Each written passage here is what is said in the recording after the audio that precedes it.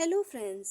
आप सभी का एक बार फिर से हमारे चैनल की सीरीज बला की खूबसूरत अभिनेत्रियों की दुख भरी कहानियाँ में स्वागत है। आज हम आपके लिए उसका एक नया पार्ट लेकर आए हैं जिसमें हम आपको आशा पारिक जी की स्टोरी के बारे में बताएंगे। तो वीडियो को अंत तक देखिएगा और चैनल को लाइक शेयर और सब्सक्राइब करना बिल्कुल भी मत भूलिएगा। ये सिनेमा पर कई दशकों तक राज करने वाली एवरग्रीन एक्ट्रेस आशा पारिक ला कौन ही नहीं जानता। 4 दशक से भी लंबे करियर तक दुनिया पर राज करने वाली आशा पारिक हर कोई फिदा हुआ करता था। भी हीरो भी आशा पारिक पर जान छिड़कते थे, लेकिन आशा पारिक निजी जिंदगी में अकेली ही रह गई थी। उन्हें अपनी शर्तों पर जिंदगी जी और महिलाओं के लिए मिसाल कायम की जो अकेलेपन में निराश हो जाती हैं और अपनी हिम्मत हार जाती हैं।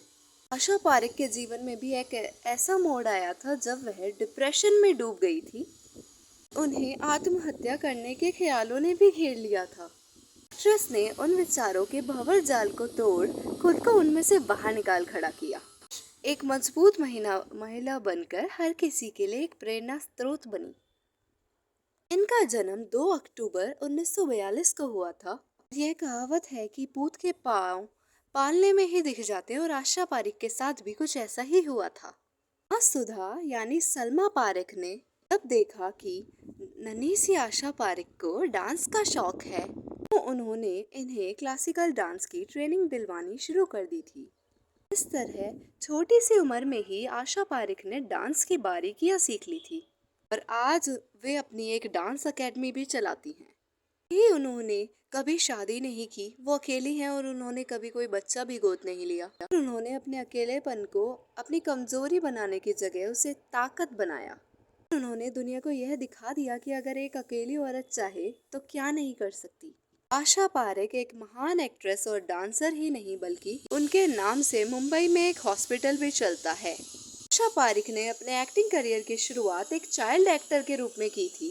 उनकी पहली फिल्म 1952 में आई थी जिसका नाम माँ था और कुछ और फिल्मों में आशा पारिक ने बतौर चाइल्ड आर्टिस्ट के रूप में काम किया था। फिर उन्होंने स्कूल के कारण एक्टिंग छोड़ दी थी। लेकिन जब आशा पारिक 16 साल की हुई उन्होंने बतौर लीड एक्ट्रेस अपना करियर शुरू करने के बारे में सोचा, लेकिन पहले ही पड़ाव पर उन्हें रिजेक्शन का सामना करना पड़ा।